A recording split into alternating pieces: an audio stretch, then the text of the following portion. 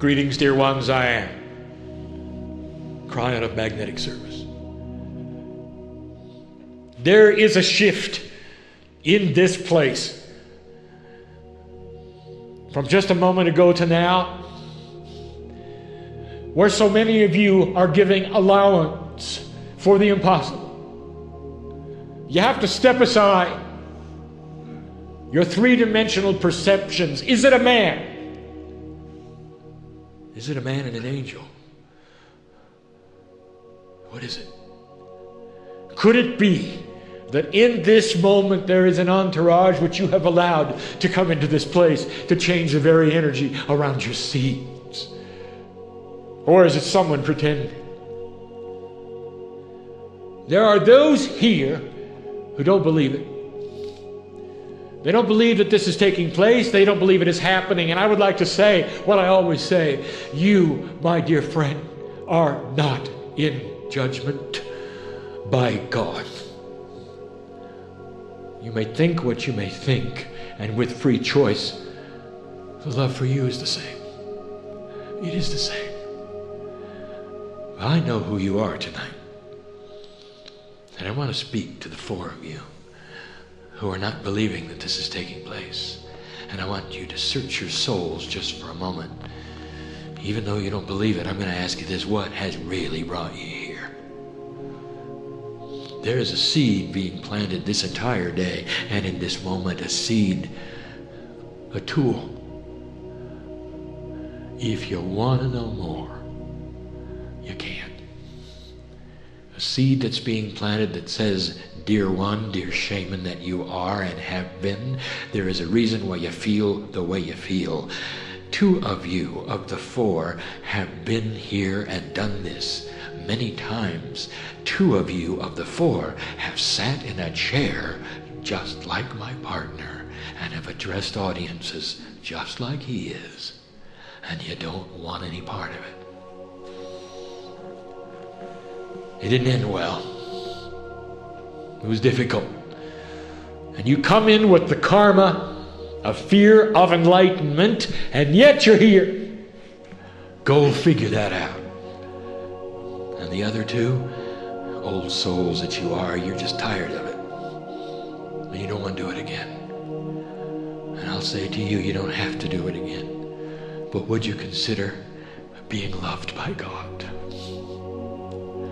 Would you consider doing nothing just for a few minutes and letting God wash your feet? Would that be okay? And then when you get up, you don't have to tell anybody you changed. You don't have to tell anybody that you felt anything. It's just between you and me. Will you let yourself be loved? Because the rest aren't going to let that happen. What the entourage does when they come into a place like this is to soften you up. If you've got a soft heart, you'll know this is real. I know who is here. Don't always say this, because I don't always know this. Because the synchronicity is not always there to allow it. There are some of you who have loved and lost human beings very recently, and I would like to tell you, you've just given permission for them to show up. And they're here. They're here in the form that you want to see them here. And for a few moments in this transitional period, you're going to let them be with you and touch you, sit in your lap, perhaps even give you a message or 2. There's a lot going on in here. There are those in this room who are the ancients of this area. You look in the mirror, your face is not an Indian face. No, it doesn't matter. It was. And you're pulled back here. Feels good, doesn't it? We've said this before, you're your own ancients. Surely you know that. Guardians and stewards of the land. Even in modern times, guardians and stewards of the land. and your children and your children's children will be as well. You may leave this plane and you may come back a different gender, a different race, and you'll be pulled back to the area. And you'll do it again. Guardians and stewards of the land. And you know who I'm talking about, don't you? Haven't you felt that? I'm not speaking to all of you. I'm speaking to those who have to hear this, who know I speak the truth. I look inside. I see the Akash. You know it too. It's an eclectic group that would come here. And if humans had the time to interview each other, you'd say, oh, how very different we are. You'd say the various places we've come from and the places we were born, they're so vastly different. 5 of you are from a different continent. And yet you're here and you sit here. What brings you together at a time like this, in a place like this?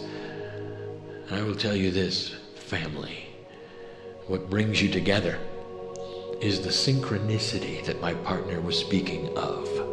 It is not an accident that this group sits with one another. You have sat with each other before, in different place and different time. You might even say some of you are the originators of human spirituality on planet Earth, and you know who you are as well. For you think out of the box. You think beyond being human. You think beyond even being a piece of God. You ask the questions, what is life? You understand that you are far grander than anyone knows. Oh, not as a human being, but as an entity of the universe. How many of you stop to think of the fact that if you are a piece of God, you always were and always will be? It is a circle of time without a break. That's a lot of time. You cannot conceive of something that always was. The human mind does not have the capability to conceive of something that had no beginning. Now, that's you. 4 billion years ago, if you saw the earth, you wouldn't recognize it, but you were there. 4 billion years before that, you wouldn't recognize space, but you were there. 4 billion years before that, you would not have seen the universe, but you were there. And you have to ask, what else have I done that might be significant? How about the very creation of this universe? What about the way the galaxies are placed? What about that dual black hole that is in the middle of your galaxy? Did you know you were there and had something to do with its placement? Gravity, magnetics, light. Science looks upon these things today and says there has to be a synchronicity. There must be intelligence. We're seeing something that could never have happened by chance. Intelligent design, they say, and they're right. What they don't know is that they are the intelligence behind it. And so it is, dear ones, that you sit in a place like this. Old souls who don't know they're old. Pieces of God who really don't know that they are God. But with intuition, there rings that they are. Let this be a time of learning. I wish to address at this moment something that others may hear. It's not just for you who sit in the room. It's for all those who are listening. I see the listeners. I see the readers. In a quantum state, I am with the potentials that will occur, I am. Therefore, the potential of your eyes on the page, your ears in front of me, are known by me, dear one, dear soul. Outside of the purview of this room, or any of the things that are here outside of the time frame of this room, I see you. And you've come to the right place, for I want to tell you something. Fear abounds. I speak now, not just to those in the country where I sit. I speak to all of those whose ears will hear and eyes will read. There's a lot of fear. Fear is what the subject is tonight. Let us speak of it. Let us speak of it because it is uncertain, is it not, the times you are in. And so many of you are geared and stuck to what is before you of what you called financial. And that is shifting, and that is changing. And you've seen the past, and you don't know what the future is going to bring. And you're afraid. And it's understandable, for it affects the way you live. The abilities for you to take care of your own families. What is going to happen next? Whether you're going to have a job or not. Whether you'll have your car or your house or not. And all these things seem material, but they generate fear. Let me be clear of this. You live in a society where these things work for you and are necessary for you to have. Spirit understands that you go to work. The exchange of your work and the remuneration that you receive buying the food, the heat, and the cooling. For you to move forward, for you to raise your children, for you to move forward just to be with one another requires these things in the society you're in. It is not materialistic for you to be part of the culture and survive within it. God sees this, honors the process, and knows who you are. And then things shift and they change. 7 years ago, and even later than that, I told you of these times. Even within this country, I spoke of the potential of you rearranging your very financial base due to integrity. And now you're in it. I give you information that my partners even spoke of before, and that is to say that these times, as hard as they are not going to last as long as those who predict these things are telling you. Because you have something that you cannot weigh, and that is hope. You have something which is intangible that you really cannot then put into the equation. Perception, expectation, intuition, drive.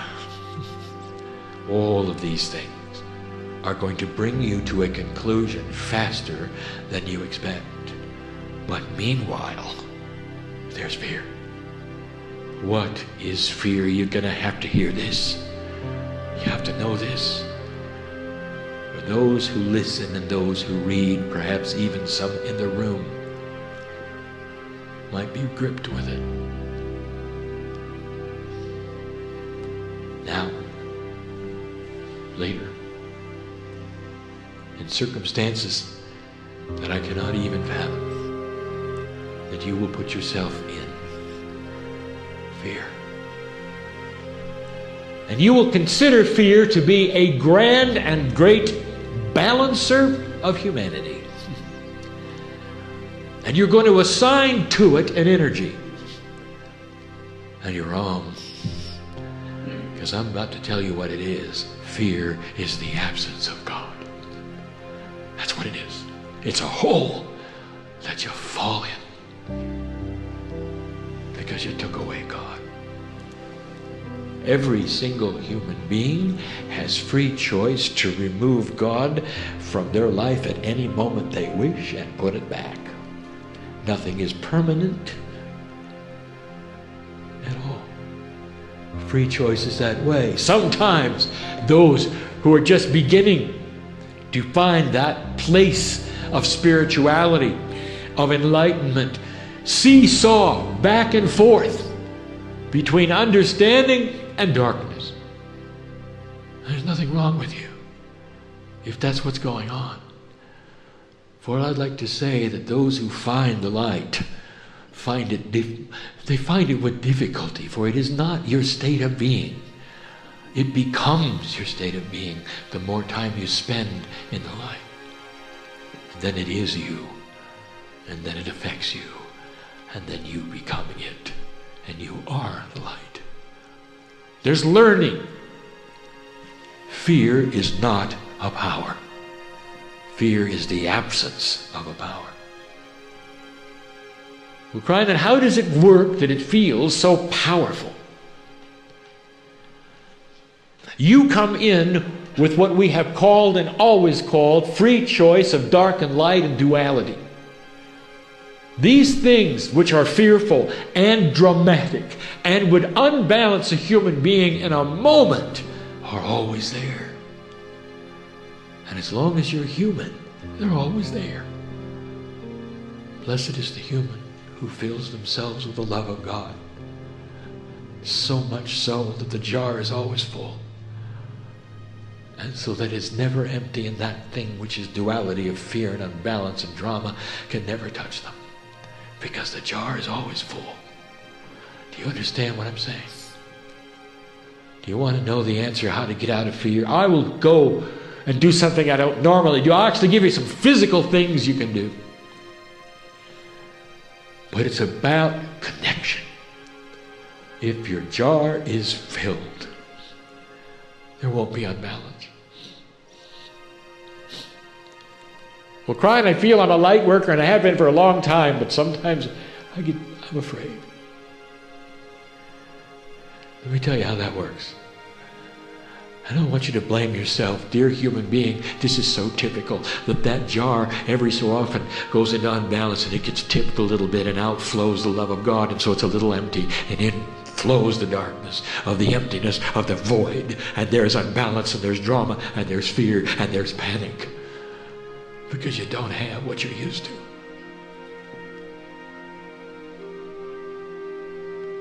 What do? I'll tell you this, you just turn on the spigot, fill it up fast. From the source which is always full. That's what's hard with a human being. That's what's difficult. There's a human being in this room who has been channeling. And the entity he's been channeling, he thinks he's left. Dear one, my partner looked right at you and told you the truth. The love of God has increased in your life. You have melded with this energy. Change the station. It'll be back. It'll be back in a different way. It'll flow in a different way. It'll feel like you, and it won't be. It's going to be the two of you. You should know, dear sir, that you've passed the tests, and that the love of God is with you. Do not fear what has happened. No one has left you. You had to know that. But it's easy to go into fear. What has gone wrong? And some of you go there when you feel a shift, not understanding what I've just said to the one who is here. When you go into shift, things feel different. Sometimes that jar gets tipped a little bit. Sometimes the love pours out. Sometimes there's a hole, a little hole. And in that void, there's unbalance, there's fear, there's drama. Are you going to let it take you over, or are you going to fill up the glass again? Here's some advice. Some steps, if you wish. We seldom give steps. These are 3D steps, because God does not want you in fear. Number one, immerse yourself with the love of God. Immerse yourself in the love of God. Visualize, if you have to, swimming in the pool with the angels and with Spirit, with universal truth, swimming so much that you'll never be dry, you'll always be wet. Wet with the love of God. Immerse yourself with the love of God. Let nothing take you from that immersion, no matter where you go, no matter what happens to you, no matter where you are. Stay immersed. There are those who would feel that that kind of thing would only be for meditation, for points where you would be spiritual. You learn this in this society, that there is a day where you worship and the other days where you don't. How 3D of you. You always worship. You're always immersed with the love of God. You worship the idea that you're God. You sing songs to the fact that you're never alone. That's step one. Step two, count on the innate. And this means that at the cellular level, all of your cells know better. It's your intellect that tells you you're in trouble. Your cells know better. Ask your cellular structure. If you're one who talks to your cells and you believe in things like kinesiology, you believe in those things where there is innate intelligence within your cellular structure, use it. Ask it if you're in trouble. And it'll tell you that you're a piece of God and that you don't have to worry. And though you may not know the potentials of what is before you, whatever is before you is okay. You're not here to suffer. Did you hear me? You're not here to suffer. That's not the plan. The plan is to put integrity in banking. That is the plan. And in the process, you will survive. You will. Kryon, why should God care about banking? That's not hard. It's a part of your culture. And what you would call, it greases the wheels of your reality. And there has to be integrity there. Again, we say these things so that you can have the warmth and the stability. You can get to the places you need to get to.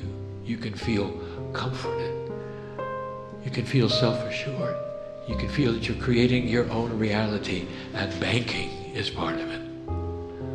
It must be. There are so many things you might think, well, God is not interested in those things. God is interested in the integrity of those things. And that's what you've done. You moved it, didn't you? Right off of the peg of where it was, didn't you? Don't fear it. That was number two. Number three, beat up your intellect. Don't let it get control. Oh, there's a place for the intellect, and it's not in your spiritual life. There is a place for the intellect. This is the human's ability to think high, to think free, to think beyond the things that you're supposed to think about, to even think about life itself, the meaning of who you are. But don't let it talk you out of the love of God. Beat it up if you have to. For if you don't, it'll take over and it'll tell you there's a reason to be afraid. It'll give you the ABCs of banking. And if that's not enough, all you have to do is turn on your TV and they'll give you the rest. God is not in a vacuum on these things. God knows what you do every day, what you think, where you go. how you posture your love of others, your judgments, what your goals are, what your dreams are, what your pleasures are, what your fears are. And that's why I can talk to you this way, brother, sister, because I live life with you. I'm a piece of God, and so are you. We're allied forever. That was number 3. Number 4, love yourself. Mother yourself. Call upon the inner child. All of these things that you need to do in order to get into a place that is comfortable, like an old shoe, if you need to know that you're all right. There's nothing like the inner child. It often responds to a time when the human beings had no worries at all. Do you remember that time? Then claim it and take it and be it and do it. It works. All of these hints. Here's some actions you can take. Just a couple. If you find yourself surrounded in fear and none of these other things are working and they're a little too esoteric, call on your friends. Call on your friends. The ones who aren't in fear. It's catchy, you know. It's catchy in both ways. The light is catchy. That is to say, when you're surrounded by those with joy and in light who are not afraid, it fills up your jar. Now let me ask you this, dear human being. Are you afraid today? Is your jar full? Then you're a friend, aren't you? How will you feel when you get the call that someone else is in trouble? Will you listen and say, I send you light? Or will you say, let me come over to your house? Let me stand next to you and hold your hand. How many of you will do that? Does it break a paradigm that's comfortable for you? Well, let me tell you something. Times are different. And maybe, just maybe, that's what you ought to do. Free choice. But when you're holding light and someone else is not and they're reaching out to you, I'll tell you this, you can fill their jar. And you don't have to give them the reasons. And you don't have to save them from themselves. All you have to do is stand with them. And your light shines onto theirs. And their consciousness begins to relax. And later they'll say, thank you for saving me. If it weren't for you, I don't know what I would have done. That's who you are. Are those listening who needed to hear that? Truly you did. The second action item, get out of your normal groove. If you find yourself in fear, go places you wouldn't normally go. Do things you wouldn't normally do. It's going to change your perception. It's going to give you synchronicity that you cannot plan on. It's going to put you in places you wouldn't have been, and that is valuable. It gives a human being's brain a variety to choose from. It changes the status quo. It takes you out of the dump that you're in that is the void of fear. For that dump that you're in that's the void of fear counts on everything being the same for it to work. That's the hardest thing a person's going to do, is in fear.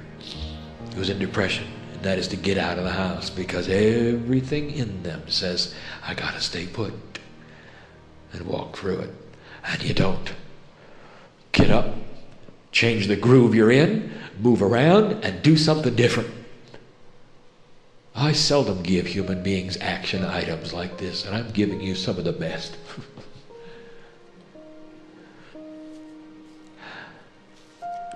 And the final one. Some of you aren't going to understand this. What's real to you? The love of God should be real to you. Nothing else. So this is a big one. Thumb your nose at reality. Dare it to change your life. And know that it can't, because you create the reality that you're in. You have the rudder in your hand, and it has no control over you, and you can thumb your nose at it. And you might say, well, yeah, Kryon, but you don't know the trouble I'm in. Oh, yes, I do. And it shouts for you to love God, and it shouts for you to change your groove, and it shouts for you to thumb your nose at what is around you that looks so awful and so horrible.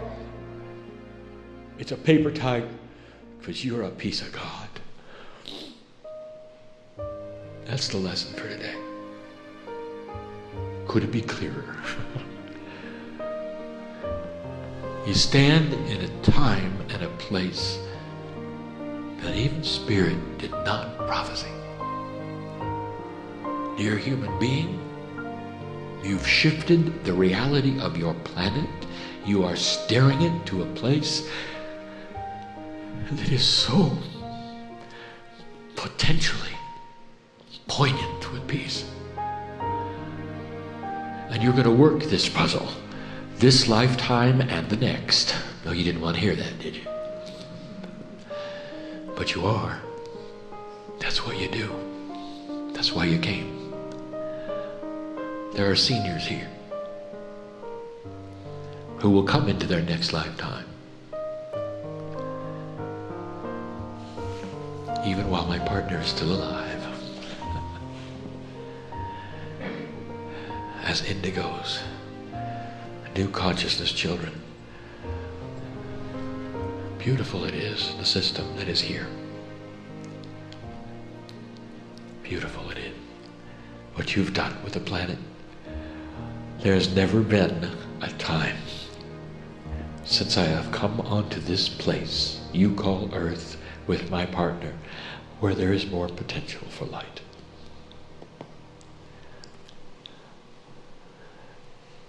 It's hard for us to leave, hard for us to pick up the bowls of the tears that we have when we wash your feet.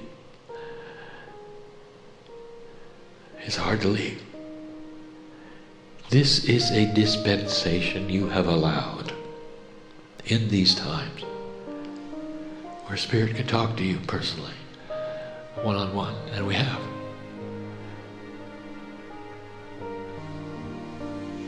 And the four who don't believe it, you can awaken now. And walk out with the same number of angels everyone else does. A piece of God you are, even if you don't believe it. And so it is.